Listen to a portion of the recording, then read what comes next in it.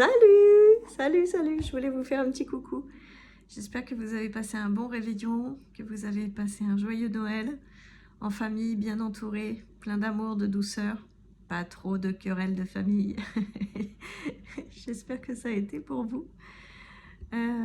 J'avais envie de vous partager quelque chose qui me venait là, et je me suis dit que ce serait sympa de vous le faire en vidéo. Euh, Rien à voir avec Noël pour le coup, quoique peut-être tout concourt à tout, donc qui sait. En tout cas, peut-être un chouette cadeau à vous faire, si ça vous parle. J'avais envie de vous parler d'un sujet que j'entends moi de temps en temps, qui a été, je pense, longtemps un problème, un équilibre à trouver dans ma vie, et que je vois fréquemment chez les personnes que j'accompagne, qui a trait à la difficulté d'incarnation.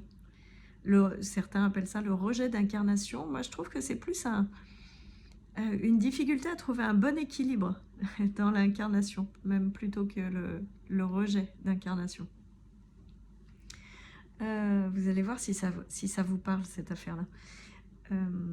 Moi, dans ma vie, en fait, je me rends compte que j'ai toujours eu cette difficulté à trouver un juste équilibre entre vivre une vie incarnée, matérielle, concrète, rationnelle, et vivre une vie en accord avec ce que je sentais plus profondément en moi, quelque chose qui était plus de l'ordre de l'existentiel, le divin, quelque chose qui nous dépasse, quelque chose qui est invisible, mais pour autant que je pouvais pressentir bien au-delà de ce que pouvait être ma vie.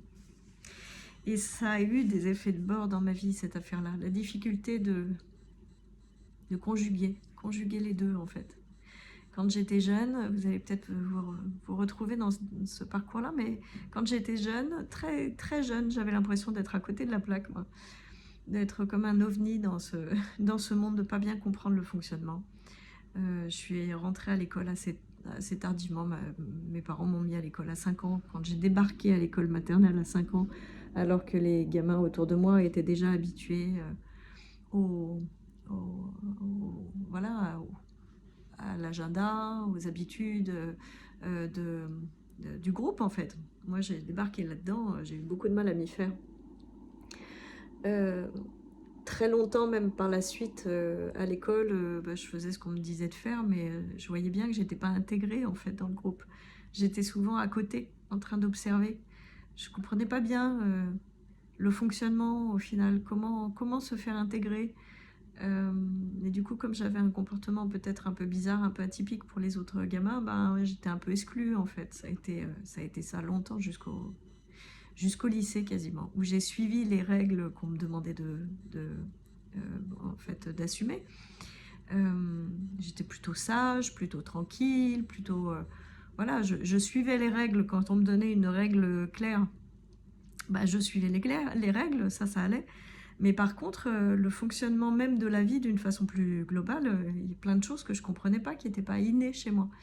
Même quand j'ai commencé à bosser, je m'en souviens très bien, j'ai commencé à travailler, j'ai fini mes études sur la voie de l'expertise comptable, j'ai fini mes études pendant 2 ans et demi en tant qu'alternante dans un cabinet d'expertise comptable. Mais je pense que les gens pour qui je bossais à l'époque, mais ils s'arrachaient les cheveux parce qu'il y a plein de choses qui pour eux paraissaient tout à fait normales, logiques, mais pour moi ça ne l'était pas du tout en fait. J'avais l'impression finalement de devoir tout apprendre, tout. Même le jeu des règles en société, même le jeu des relations, même le jeu de... plein de trucs de la vie courante quoi. Et encore à l'heure actuelle, alors que quand même je pense m'être quand même bien intégrée, il y a plein de choses dans ce monde qui me paraissent aberrantes. Enfin, le jeu des frontières, par exemple, c'est quelque chose qui me paraît complètement aberrant.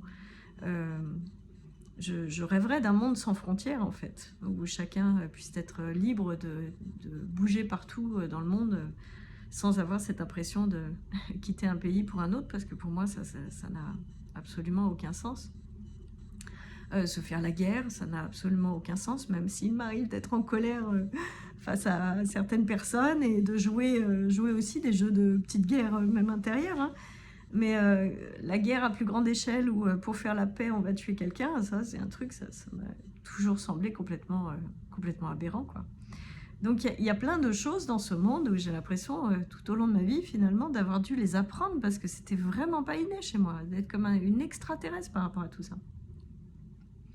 Et puis d'un autre côté, j'ai quand même joué le jeu de l'humain incarné, quoi, à fond. C'est-à-dire que pendant très longtemps, j'ai couru ma vie à travers une forme de quête de réussite, hein.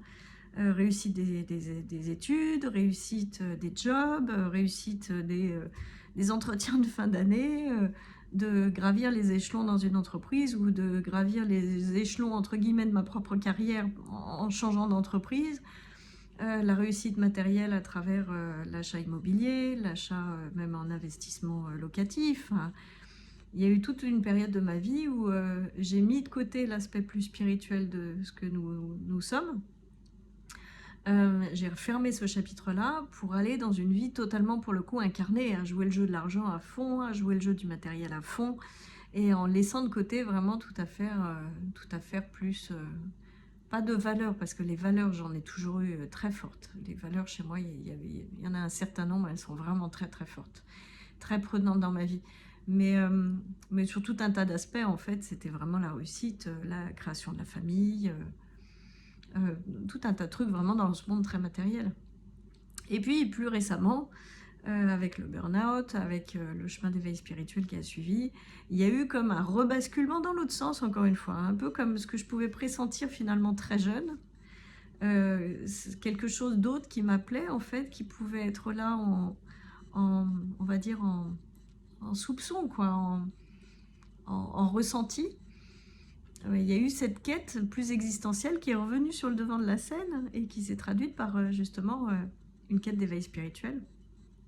Où là, de nouveau, finalement, il y a eu le rebalancier de l'autre côté, où l'aspect matériel a pris beaucoup moins de place, où le fait de trouver comment ajuster finalement mes services sous l'angle de la... Enfin, comment vendre mes services, c'était quand même...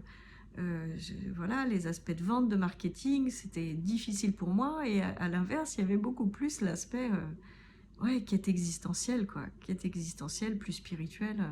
Avec à ce moment-là les mots, justement, le rejet d'incarnation, c'est-à-dire vraiment comme cette impression de l'appel de l'absolu, à tel point qu'il était à cet endroit-là beaucoup plus difficile d'accepter l'incarnation par elle-même. Et je sais que j'ai toujours ressenti, surtout le matin en fait, un genre de tristesse profonde, mais qui n'est pas liée aux circonstances de la vie de tous les jours, parce que je pouvais très bien vivre très très bien ma vie par ailleurs. Mais le matin au réveil, de ressentir un fond de tristesse à l'idée de me réveiller au final et devoir poser le pied par terre et me lancer dans cette vie. Non pas à l'idée du coup de vivre certaines choses, mais d'avoir quitté quelque chose qui était profondément ressenti comme finalement la nuit il se passe des choses qui sont plus importantes, quoi. Comme un regret d'avoir quitté cet espace-là. Et donc à cet endroit-là, effectivement, je sentais très fortement ce qu'on appelle le rejet d'incarnation, en fait. L'envie vraiment d'un absolu, quelque chose de plus existentiel, de la découverte d'une forme de vérité et le vécu de cette vérité pleine et entière. Et à l'endroit où je me situe aujourd'hui, si je vous en parle, c'est parce que ça fait écho forcément à mes dernières découvertes et puis à ce que j'ai vraiment l'envie d'accompagner aujourd'hui, qui est finalement qui est retraduit dans le programme là que j'arrête pas d'évoquer partout, là, Objectif Lune. Cette possibilité finalement de se mettre au service du monde à travers ce que l'on est au plus profond de soi, aller chercher ses aspirations les plus profondes, les aspirations de l'être, et en faire une activité professionnelle alignée qui se met au service du monde. En fait, c'est à cet endroit-là que je trouve qu'il y a une réconciliation possible, un équilibre possible. Parce qu'il y a la conjugaison des deux équilibres à cet endroit-là, des deux polarités. C'est-à-dire, ça n'est plus que on se perd dans un absolu et on quitte le sol et on devient presque trop perché, cuicui les petits oiseaux, ou on est tellement dans une quête d'absolu qu'on refuse l'incarnation terrestre et puis quelque part on se met en difficulté sur le plan matériel, financier. On refuse tous ces aspects-là et c'est très compliqué du coup, parce que néanmoins on vit une vie incarnée, une vie matérielle. Et du coup, on n'est pas non plus dans l'autre l'extrême inverse, qui est celui d'une quête de réussite uniquement matérielle qui oublie ce que nous sommes plus profondément. À l'endroit de ce que j'aime accompagner et que je pousse beaucoup à travers le programme Objectif Lune que je vais démarrer, que je vais avoir ce grand plaisir de démarrer le 6 janvier, où je vais accompagner des personnes justement sur ce terrain-là, à aller chercher leurs aspirations les plus profondes, les aspirations de l'être, et à les transformer en une activité professionnelle alignée qui puisse servir le monde. Ben à cet endroit-là, en fait, il y a la réconciliation des deux. On n'est pas dans une réussite trop matérielle qui se perd complètement et qui finit par être souffrante parce qu'elle n'est liée que à un désir, une volonté mentale qui est déconnectée de la réalité plus profonde de notre existence. Et on n'est pas non plus dans le côté trop perché qui est déconnecté de la voie réaliste on va dire du matériel et du financier.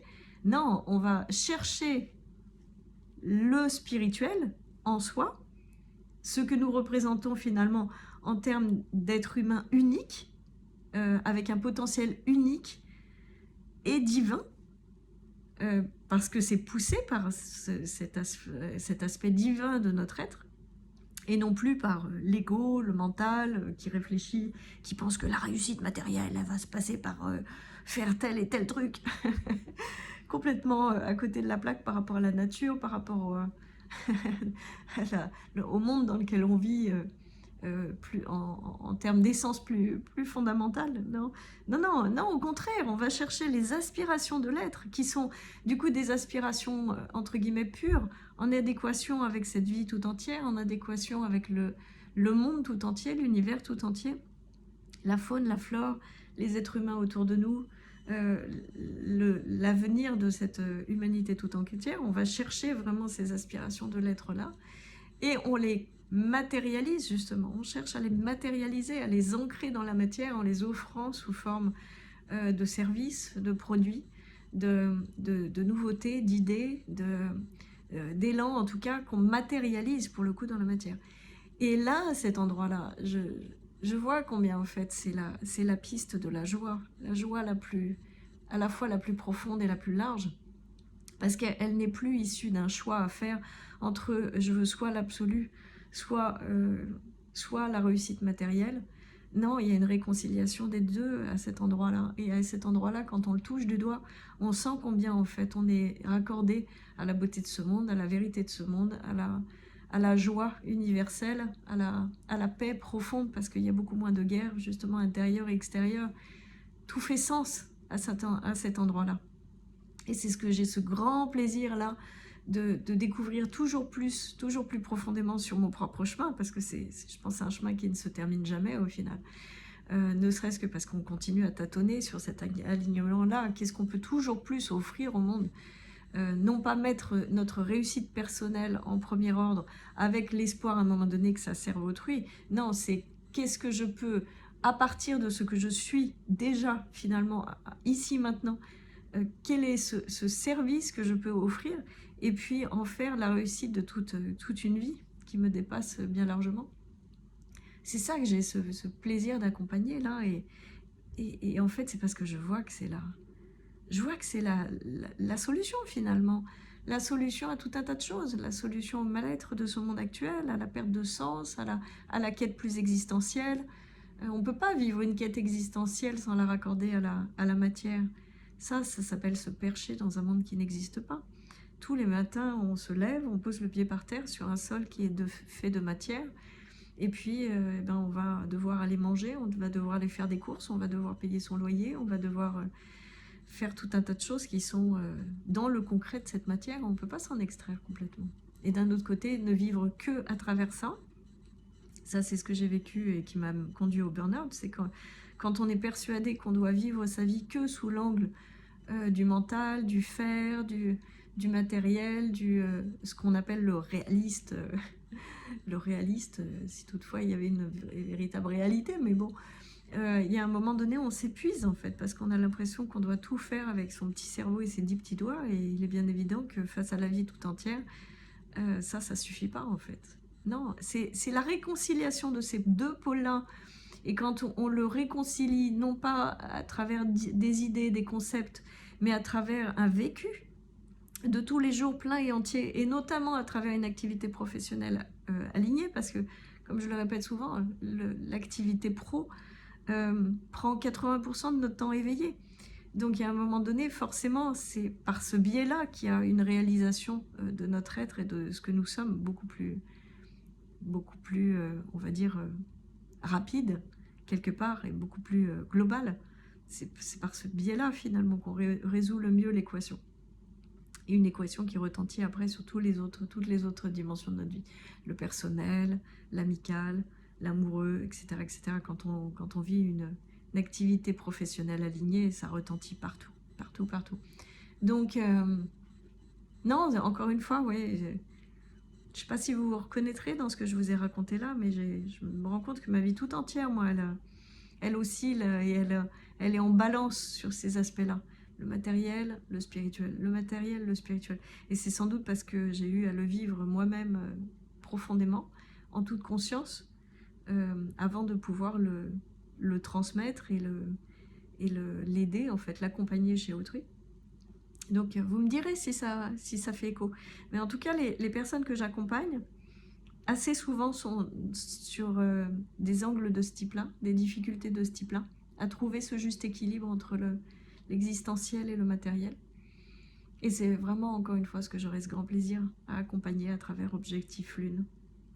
Voilà, si vous êtes intéressé, n'hésitez pas à aller voir sur mes posts Instagram, Facebook, LinkedIn. Je n'arrête pas d'en parler partout, partout autour de moi, puisque cet accompagnement-là, quels que soient les formats d'accompagnement que ça prendra, démarrera plus officiellement le 6 janvier prochain. Si vous ne savez pas encore ce que vous pouviez vous offrir à Noël, si ce n'est pas encore le cas, moi je vous invite à vous offrir la meilleure des choses qui soit, celle de pouvoir vous réaliser pleinement dans cette vie, à la fois spirituellement et concrètement, à travers une vie professionnelle alignée. Et c'est ce que peut vous offrir ce programme Objectif Lune. Donc voilà, j'en termine avec cette vidéo. Je vous souhaite encore une fois de passer de bonnes fêtes de fin d'année. Et je vous dis à tout bientôt, avec grand plaisir. Au revoir.